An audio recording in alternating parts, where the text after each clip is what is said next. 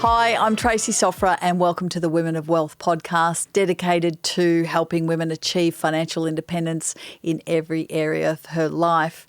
Now, as we finally approach the final days of any given financial year, you may be excited by setting new goals for the next financial year, or maybe not. Maybe you're lacking motivation, and maybe you're thinking, I'm a little bit stuck. Well, whether you're ready to tackle your goals or need some encouragement, a 100-day challenge is the best place to start. So what is a 100-day challenge? I read about this quite a number of years ago and I thought it'd be really interesting for this podcast and to kind of bring it back to life. 100-day challenge is a commitment to taking action every day for 100 consecutive days. Yep, and I'm probably lost you, haven't I? But have faith and let's just keep moving on. So it is every day for 100 consecutive days to reach a specific goal. Now, you can apply it to any area of your life if you wish. Obviously, there's fitness and there's finances, which is my favourite. There are hobbies and there is personal growth in any other area of your life that you want to apply it to. But it's about forming new habits and taking full responsibility for that progress. So this needs a little bit of focus, right? But why 100 days, I hear you ask? Because it's long enough to make a meaningful impact, yeah? And it's kind of short enough to keep you motivated, which is the challenging thing. Unlike year-long resolutions, okay, 100-day challenge type of deadline gives you a sense of urgency while you're still feeling that it's attainable. And that's really, really hard to do. Like to be able to have enough urgency but not feel overwhelmed. It seems like the 100 days is kind of the sweet spot where you're pushing yourself for a fixed period of time, but there's not enough time. There is enough time to see tangible results. So whether you're looking to cut back on spending or whether you're looking to grow your savings or start investing, this 100-day challenge, it's a great idea where you can start and it's going to help you save pretty fast and get you going on the right track. So the only thing that you need to do or that is essential for the 100-day challenge, it requires you to do this for 100 days. So no extras, no indulgences. It can be challenging, but it's going to be quite effective for saving money, isn't it? So number one, don't go to restaurants for 100 days. What does that feel like? You know, I almost cringe when I think about that. If you love dining out, this is a great challenge to cut back on expenses, right? Cooking all your meals at home for 100 days and watch your savings roll in. Remember, it's only 100 days, yeah? Only buy the essentials for 100 days. So this challenges you. It requires you to buy only the essential things and nothing over and above that. That can be quite challenging as well, given that we've got hundreds and hundreds of messages constantly being thrown at us to buy this, buy that, do this, do that. The distractions are endless. I am often challenged myself about the distractions, whether it's, you're on your computer and you're going onto a particular website and the 10,000 pop-ups, whether you're on your phone and you may have subscribed to a website and there's text messages coming through saying sale now on. It's particularly challenging. How about saving $10 a day for 100 days?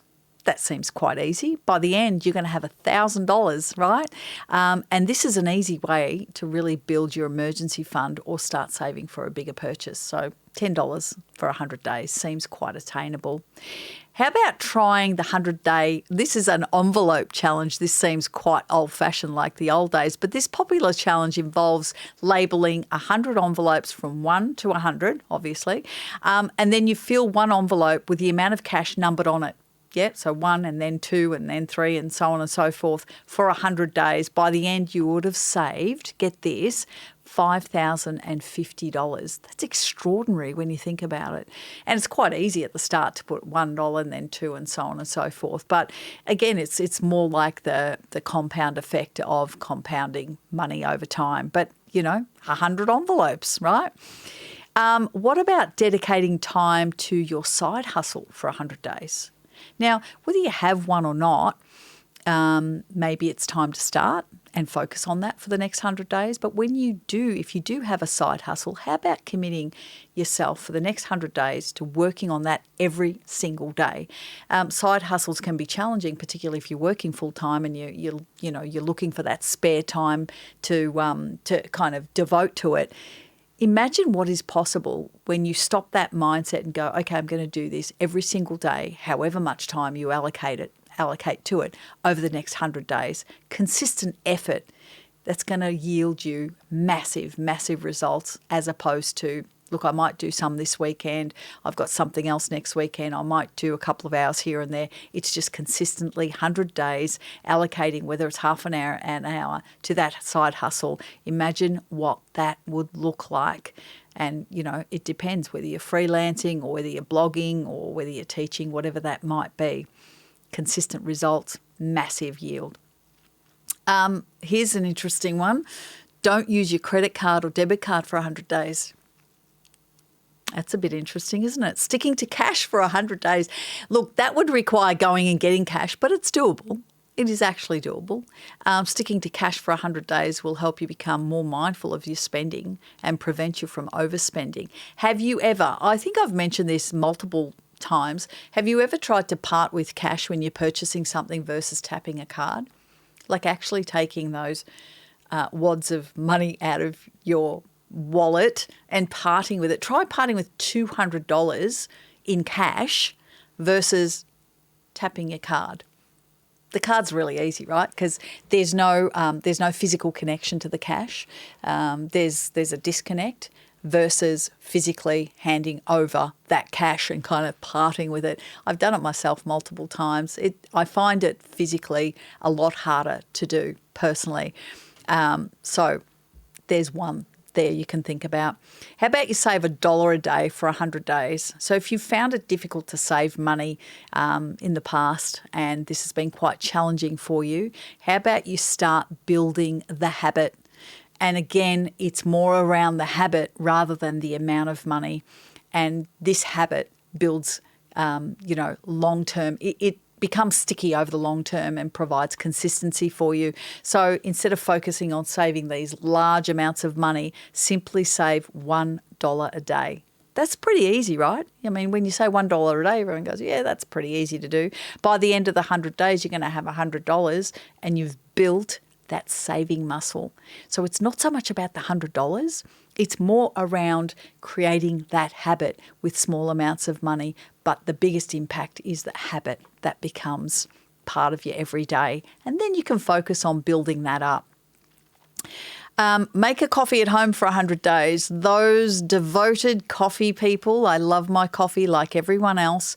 But funnily enough, I have always opted out to make my own coffee at home instead of, spending the $5, $10. The only time I really do that is when I spend quality time with my sisters and my daughter, when I come to the Big Smoke and spend time with them. But skip the coffee shop and brew your own coffee for 100 days. It's a great way to save money without giving up that caffeine fix. Have a think about it. It's just another way, another idea. How about you save all of your spare change for 100 days? Now, this I've done, and this actually requires an exchange of cash, obviously. But every single time you're getting change, how about you just pop it into a bucket somewhere? Every time you use cash, set aside the change for 100 days, and you'll be absolutely surprised at how much you will save by the end of the challenge. I had a girlfriend who would save all the gold coins. She had a nail manicure business, and when she got paid in cash and when she got paid the gold coins, she would put the gold coins away and then bank the actual notes. And she ended up quite a sufficient amount of money over a short period of time. It just builds up very easily, and it's it's not noticed that much. It's sort of just like that spare change. It doesn't feel like a big thing, but it amounts to a big thing. How about making a budget every week for 100 days? Now, you know how I feel about, I'm not a big fan of the word budget, but a cash flow analysis, a budget, what's coming in and out. Commit to making that budget every week for the next 100 days. So when you set a budget and it's the first time you're sort of doing this sort of thing, I always say check it on a weekly basis, update it on a monthly basis, update it daily if you have to, because it really is about tweaking. It really is about setting, living, assessing, tweaking, and doing it again, because it's just numbers on a page, and the numbers have to be kind of quantified. It has to be taken out in the big wide world and lived to see whether what the estimates are, what we thought was coming in and out, is actually happening in real life. And if it is, great. And if it's not, you go back, you tweak it, you adjust, you realign, and then you go again. And the fact that you can do this every single week is going to make a huge difference to the net result of where you're trying to go. Tracking your money is going to help you take control of your finances. It's going to give you that empowerment. It's going to give you, that finger on the pulse, because a week, 2 weeks, 3 weeks, months go by. And if you're not all over it, think of the drip feed system going out the back door. Makes a huge difference. So how about you try that once a week, every week for 100 days and see what that feels like.